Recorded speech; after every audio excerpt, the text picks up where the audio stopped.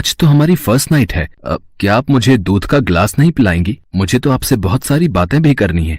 आप बचपन से इतने पकाऊ हैं या हाल फिलहाल हुए हैं? आपको समझ नहीं आता कि मुझे नींद आ रही है? चलिए हटिए यहाँ से।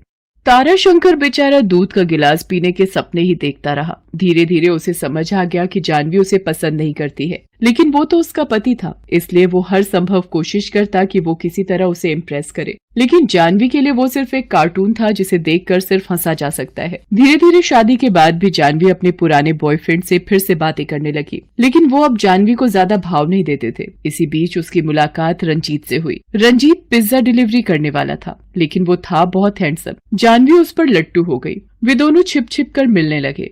जानते हो रंजीत, सालों बाद मुझे कोई मेरे टाइप का लड़का मिला है।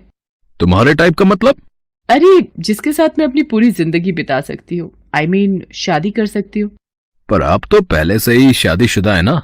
अरे काहे की शादी? वो तो माँ बाप ने उस मंदबुद्धि को मेरे गले से बांध दिया, नहीं तो क्या उस जैसा मंदबुद्धि मेरा पति होता।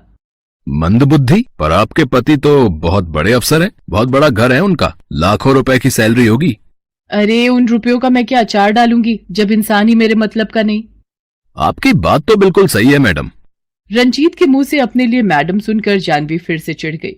अरे तुम्हें कितनी बार कहा है मुझे मैडम नहीं बोलने के लिए? जानवी नाम है मेरा, तुम मुझे जानवी बुलाओ। ठीक है, ओके, सॉरी जानवी। आहा, कितना अच्छा लगता है तुम्हारे मुंह से अपना नाम सुनना। एक बार और बोलो ना प्लीज। ये कहकर जानवी ने रंजीत के हाथों को अपने हाथ में लेकर दबा दिया। रंजीत भी उसका स्पर्श पाकर खुश हो गया। तब जानवी ने उससे कहा कि रंजीत, क्या तुम मुझसे शादी करोगे? अरे क्यों नहीं, आपके जैसी खूबसूरत औरत का हस्बैंड बनना किसे पसंद नहीं होगा। लेकिन आप तो जानती हैं कि मैं मामूली तनख्वाह पर काम करता हूँ, बिना ज्यादा पैसों के अपनी गाड़ी कैसे चलेगी। वो सब तुम मुझ पर छोड़ दो, मैं सब अरेंज कर लूंगी। उसके बाद एक दिन जानवी ने ताराशंकर को रात में बहुत प्यार से बुलाते हुए कहा, तारा जी, मुझे आपसे कुछ कहना है। जानवी से शादी के बाद पहली बार ताराशंकर ने अपने लिए उसके मुंह से कुछ प्यार भरा सुना तो उसकी आंखों में चमक आ गई। जी, इसमें पूछने की क्या बात है? आप तो बस ऑर्डर दीजिए, ये बंदा आपकी सेवा में हाजिर हो जाएगा। फिर जानवी ने उसे अपनी प्यार भरी बातों में फंसाकर उसका घर, उसके बैंक में जमा सारे पैसे अपने नाम करा लिए। ताराशंकर ने खुशी खुशी कर भी दिए और उसे कोई शक भी नहीं हुआ, क्योंकि आखिरकार उसकी सारी चीजों की मालकिन तो वही थी। हालांकि पेपर वर्क में थोड़ा समय लगा। इस बीच जानवी रंजीत से मिलती रही और दोनों ने मर्यादा की सारी दीवारें भी लांघ ली थी। जिस दिन सभी कुछ लीगली जानवी का हो गया तो उसने रंजीत को ये बातें रात को फोन पर बताई। ये सब सुनकर रंजीत की आंखों में भी शैतानी चमक आ गई।